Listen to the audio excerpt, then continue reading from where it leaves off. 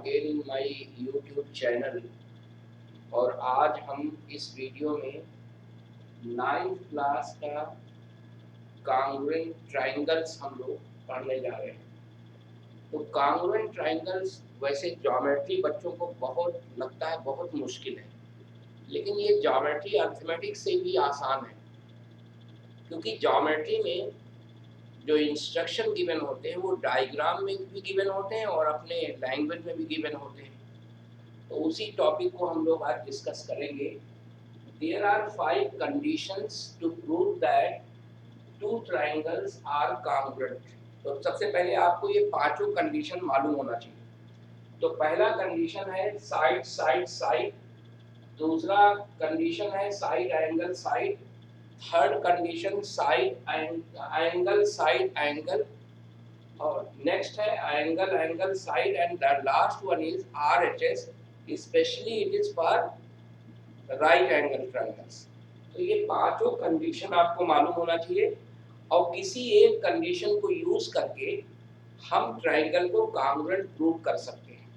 अब इन पांचों में से कौन सा यूज होगा वो डिपेंड करता है कि क्वेश्चन में गिवन क्या है, क्योंकि इसको प्रूव करने के लिए हमें 3 मैचिंग पेयर की जरूरत होती है। We need 3 matching pairs to prove that the triangles are congruent under one of the condition। अब वो तीनों मैचिंग पेयर हमें लिखना होगा। लेकिन देखो सबसे अच्छी बात ये है, और मैं ये क्यों कह रहा हूँ कि ये बहुत आसान है, because in every question 2 matching pairs will be given in question।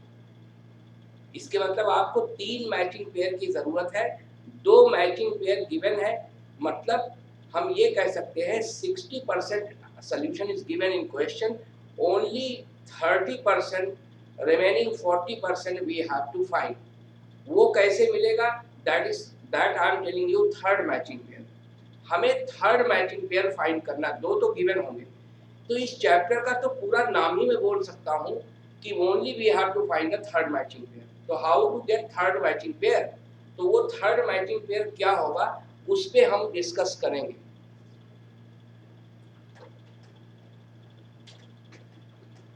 Here S for side, A for angle, R for right angle, H for hypotenuse। I hope you know these things।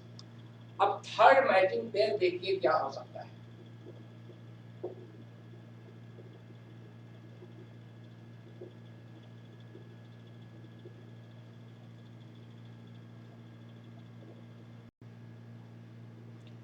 Now see, I told you third matching pair. तो मेरा तो कहना है कि इस पूरे chapter में बच्चों को सिर्फ यही सीखना है कि कैसे थर्ड मैचिंग पेयर फाइंड करें। बाकी इस चैप्टर में कुछ है ही नहीं। 2 मैचिंग पेयर गिवन होंगे, थर्ड मैचिंग पेयर आपको फाइंड करना है। तो मैंने एक फ्लो चार्ट बनाया है कि वो थर्ड मैचिंग पेयर हो क्या सकता है। तो थर्ड मैचिंग पेयर या तो साइड होगा, तो वो कॉमन साइड होगा। अब कॉमन साइड अगर होगा तो इसको मैंने भी और ऑब्जर्व किया, तो मुझे ये पता लगा कि अगर कॉमन साइड है तो in the name, in this case in the names of triangles 2 letters will be common. जो दोनों ट्रायंगल आप लेंगे उसके नामों में 2 लेटर कॉमन अगर है तो कॉमन साइड हो गया, डायग्राम देखने की भी जरूरत नहीं। अब आ जाए आप एंगल पे। एंगल, अगर एंगल होगा थर्ड पेयर तो वहां 2 पॉसिबिलिटीज है, या तो कॉमन एंगल होगा, अगर कॉमन एंगल है तो दोनों ट्रायंगल के नामों में एक लेटर कॉमन होगा। तो इतना आसान है देखो। उसके बाद अगर एंगल बाय रिलेशन, तो कौन सा रिलेशन हो सकता है? वर्टिकली अपोजिट एंगल हो सकता है। तो वर्टिकली अपोजिट एंगल हर बच्चे को पता है। दूसरा है या तो अल्टरनेट एंगल्स हो सकता है या करस्पॉन्डिंग एंगल्स हो सकता है। ये अल्टरनेट और करस्पॉन्डिंग होने के लिए in this case parallel lines must be given in question। अगर parallel lines given है क्वेश्चन में तब तो आप ये दोनों के बारे में सोचोगे, अदरवाइज भूल जाओ, ये हो नहीं सकता। अगर पैरेलल लाइन नहीं गिवन है तो ये हो सकता है, ये हो सकता है, या ये हो सकता है थर्ड पेयर। अगर पैरेलल लाइन गिवन है तो इसकी पॉसिबिलिटी बनती है। तो इतना आसान है थर्ड पेयर फाइंड करना। ये फ्लो चार्ट अगर आपको समझ में आ गया है then easily you can find the third pair।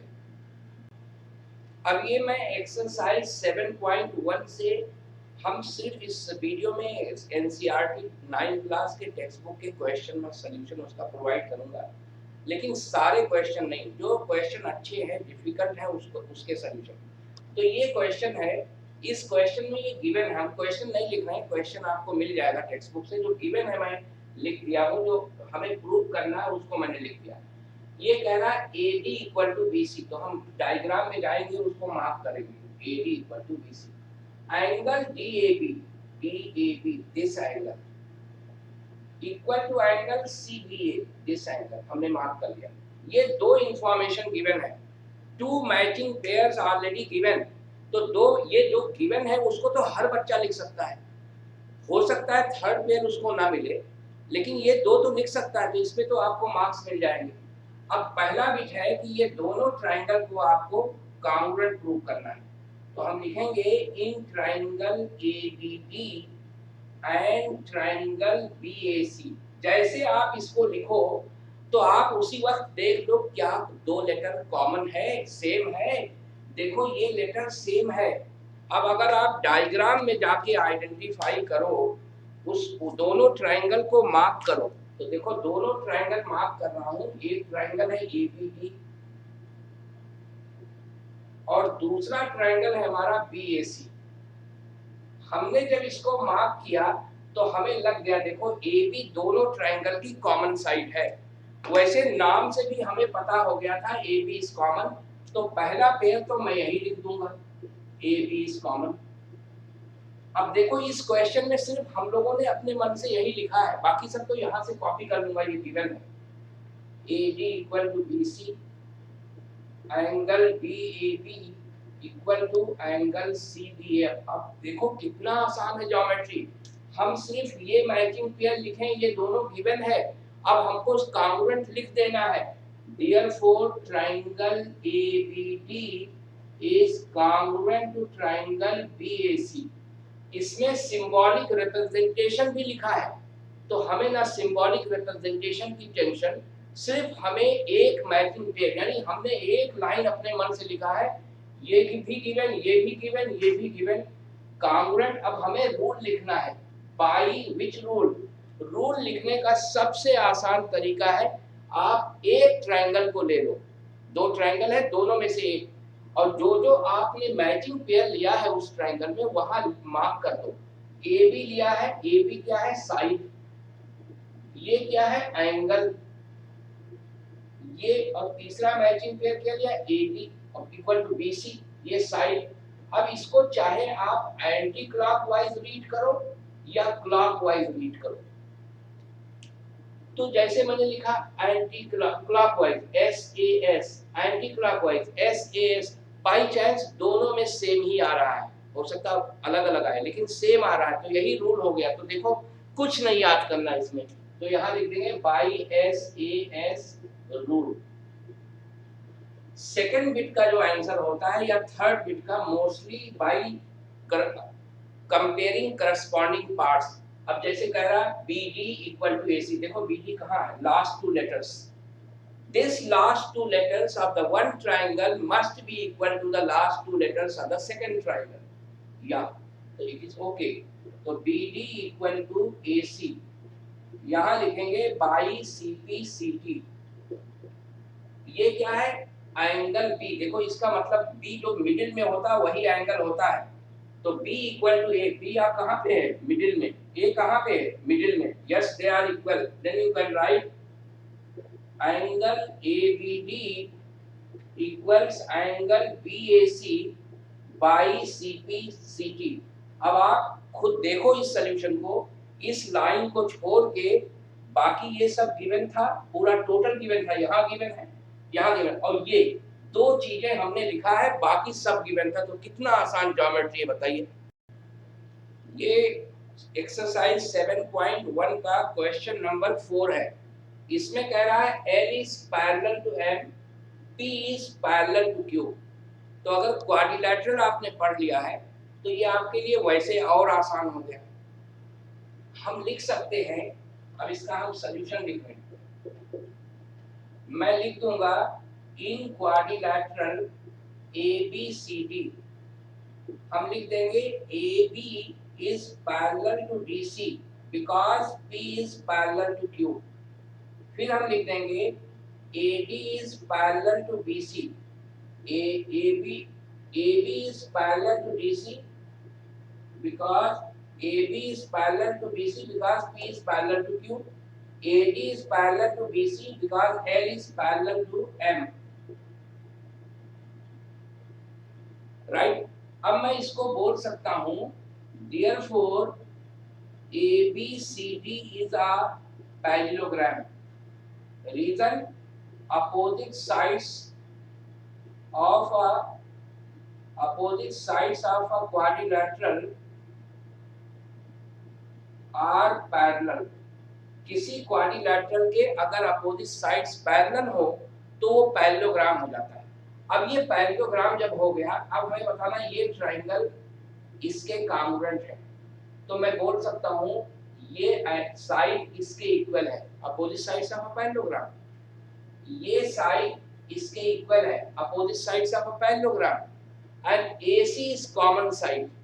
तो कितना आसान हो गया। अब हम लिखेंगे यहाँ से जो हमें प्रूव करना है, in triangle ABC and triangle CDA हम लिख देंगे AD equal to BC, AD equal to BC, फिर लिख देंगे AB इक्वल टू DC, यहाँ लिख देंगे opposite sides of a parallelogram, फिर लिख देंगे AC इज कॉमन।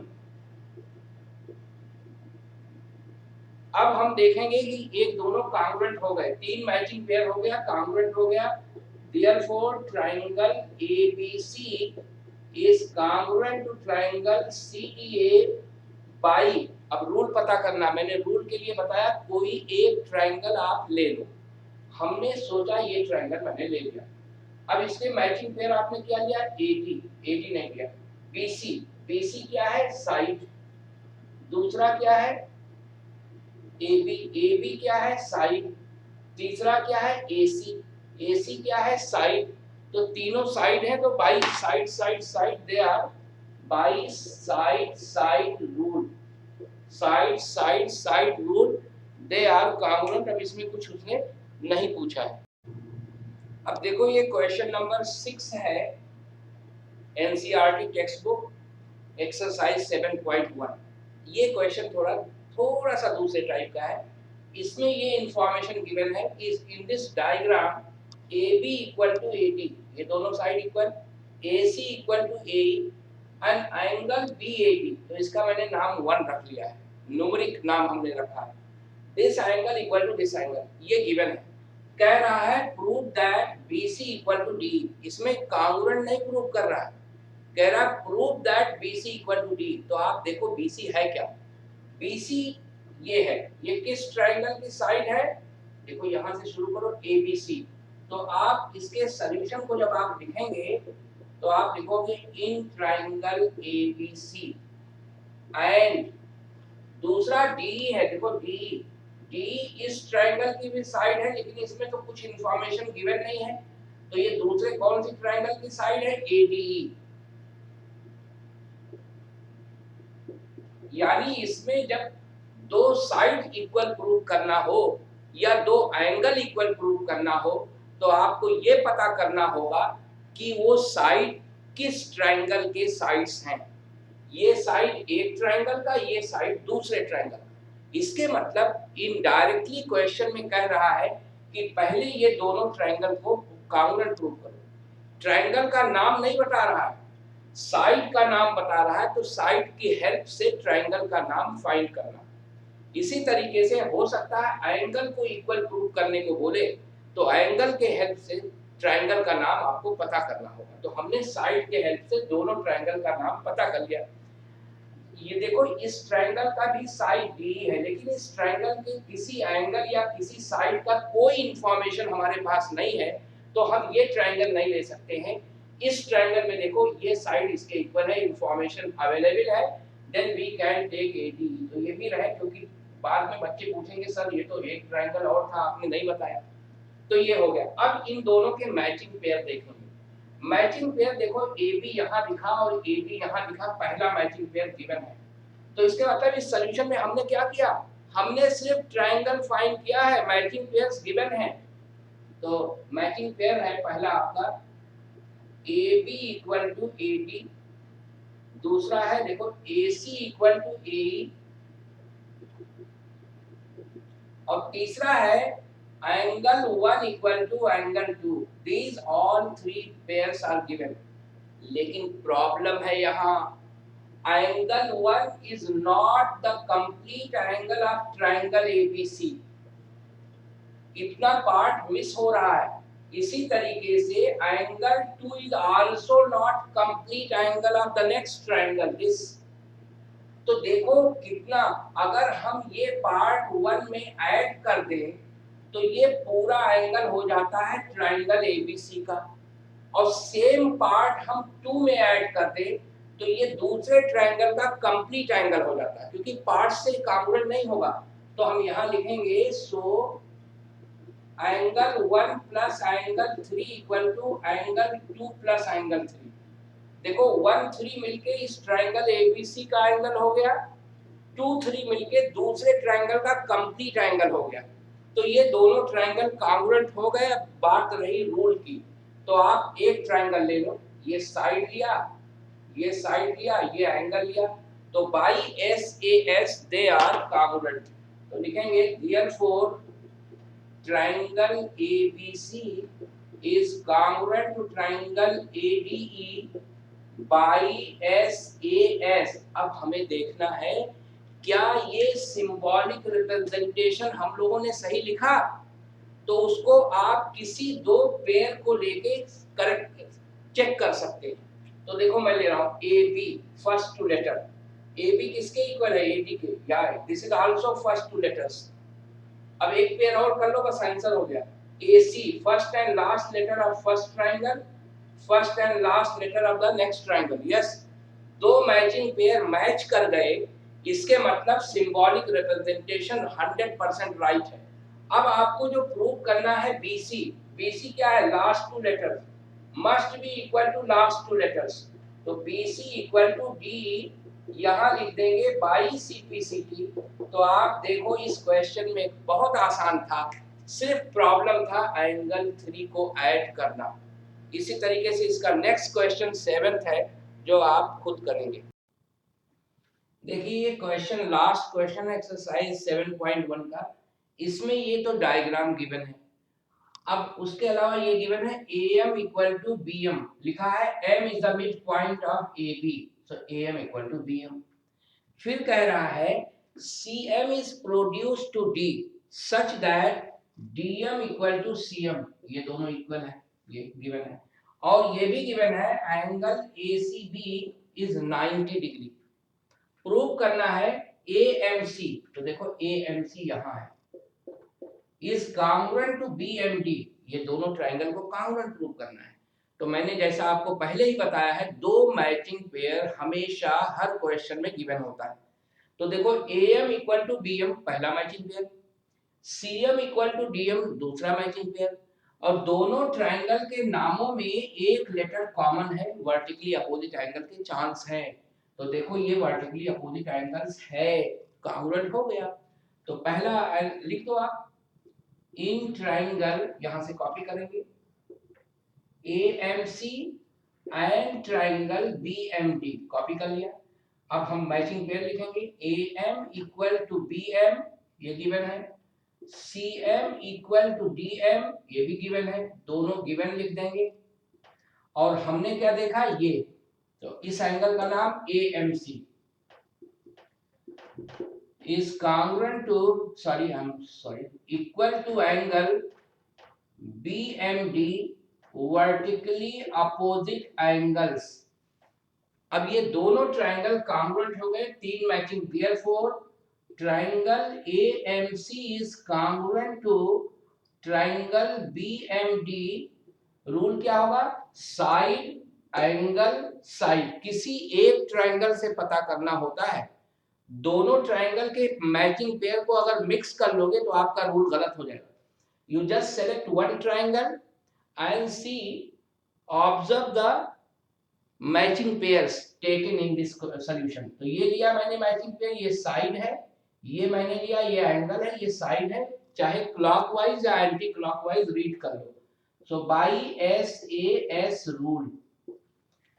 अब जैसे ये प्रूव हो गया तो सेकंड बिट का आंसर इस पे तो डिपेंड नहीं कर रहा, क्योंकि सेकंड बिट में ये एंगल, हमें ये एंगल बताना 90 डिग्री, तो इससे तो रिलेशन है नहीं, क्योंकि ये जो दोनों ट्रायंगल कांग्रुएंट प्रूव किया उसका ये एंगल ही नहीं है। लेकिन ऐसा नहीं हो सकता कुछ ना रिलेशन हो। हम देखो ये एंगल 90 है, ये लाइन अगर दोनों पैरेलल हो जाए तो इन दोनों एंगल का सम 180 हो जाएगा, और जब वो 180 होगा, ये 90 है तो ये 90 हो जाएगा। तो आर दे पैरेलल? तो ये पैरेलल कब हो सकते हैं? ये पैरेलल तभी हो सकते हैं जब ये एंगल इस एंगल के इक्वल हो जाए। तो ऑल्टरनेट एंगल्स इक्वल हो जाएंगे, ये पैरेलल हो जाएगा, ऐसे सोचते हैं सॉल्यूशन में। तो हम ये देखेंगे क्या ये एंगल किसके सामने है? डीएम के। ये दोनों ट्रायंगल कांग्रुएंट हैं। हम ये पता करना चाह रहे हैं कि ये एंगल और ये दोनों क्या इक्वल हैं। तो उसका रूल क्या है? पहले ये पता करो ये किसके सामने है? डीएम के। डीएम किसके इक्वल है? सीएम के। ये ए हटा दो वरना वो ए आपको कंफ्यूज करेगा। ये एंगल डीएम के अपोजिट है। डीएम किसके इक्वल है? सीएम के। तो डीएम और सीएम ये दो साइड्स हैं दो ट्रायंगल के, ये दोनों इक्वल हैं। तो डीएम के सामने वाला एंगल सीएम के सामने वाले एंगल के इक्वल होगा। तो अब लिख सकते हैं सेकंड सॉल्यूशन ऐसे लिखेंगे, एंगल इसका नाम लिखेंगे DBM is equal to angle CAM। Reason, ये रीजन है, triangle AMC is congruent to triangle BMD। ये दोनों ट्रायंगल कांग्रुएंट है, ये इक्वल हो। जैसे ये एंगल इक्वल हुआ फिर आप लिखोगे AC is parallel to DB। Reason, alternate angles are equal। अब ये पैरेलल हो गया। जैसे ये पैरेलल हुआ, now you can say this angle plus this angle 180। Angle ACB plus angle DBC equals 180 co interior angles. Co interior angles क्या होते हैं? Interior angles on the same side of a transversal is 180 if lines are parallel. तो parallel तो prove कर दिया। अब angle ACB 90 है plus angle DBC equals 180। So angle DBC equals 180 minus 90 equal to 90. This is the answer of second bit. अब हम third bit का answer निकालेंगे। थर्ड बिट में triangle DBC and triangle ACB को हमें कांग्रुएंट प्रूव करना है। अब triangle DBC and triangle ACB, पहला तो दो एंगल हमने 90 लिखा, वही मैचिंग पेयर हो गया। तो angle ACB equals angle DBC equal to 90 degree. देखो ये पहला मैचिंग पेयर हो गया। दोनों का नाम देखो, BC कॉमन है। हमने बताया जब कॉमन साइड होता है तो दोनों ट्रायंगल्स के नामों में दो लेटर कॉमन होते हैं। ऐसे पढ़ लो, बहुत आसान है। BC is common side. अब थर्ड मैचिंग पेयर की बात आई, ये हो गया, ये एंगल हो गया। अब देखो जब ये दोनों ट्रायंगल कांग्रुएंट हुए थे फर्स्ट बिट में, तो ये साइड इसके इक्वल होगा, क्योंकि ये साइड इस एंगल के इक्वल है, अपोजिट है, sorry. This side is opposite to this angle and this angle equal to this angle, तो side opposite to equal angle will be equal। तो हम लिख सकते हैं DB equal to AC। Reason दे देंगे, triangle AMC is congruent to triangle BMD। तो देखो क्या लिखा, DB इक्वल टू AC। इससे कांग्रुएंसी से भी आप देख सकते हैं therefore triangle DBC is congruent to triangle ACB by which rule? अब आप इसमें जाओ, रूल देखो। आपने साइड लिया है, फिर आपने ये एंगल लिया है, फिर आपने ये साइड लिया है, तो बाई एस एस हो गया, बाई एस एस रूल। अब आपको ये प्रूव करना है सीएम हाफ ए बी। तो आपने तो ये कांग्रुएंसी प्रूव किया, यहां तो कहीं सीएम है नहीं, ए बी है। तो देखो ए बी किसके इक्वल है? डीसी के इक्वल है। तो आपको जो फोर्थ बिट में प्रूव करना है C M is half A B, आपके इस कांग्रुएंसी में कभी सीएम तो आया नहीं, तो बच्चा यहां कंफ्यूज हो जाता है, लेकिन ए बी तो आया। तो ए बी किसको करस्पॉन्ड कर रहा है? डीसी को। तो लिखेंगे D C equal to A B by C P C T, लिख दिया डीसी। अब हमें डीसी नहीं चाहिए, हमें सीएम चाहिए।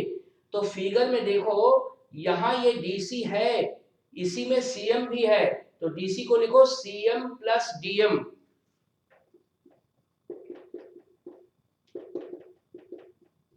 लेकिन हमें सीएम चाहिए, हमें डीएम भी नहीं चाहिए। लिख तो क्या है, डीएम सीएम के इक्वल है। तो देखो कितना प्यारा है ये, कितना आसान है मैथमेटिक्स। तो 2cm equal to A B हो गया, और cm equal to half A B. तो इसका ये सोल्यूशन हो गया।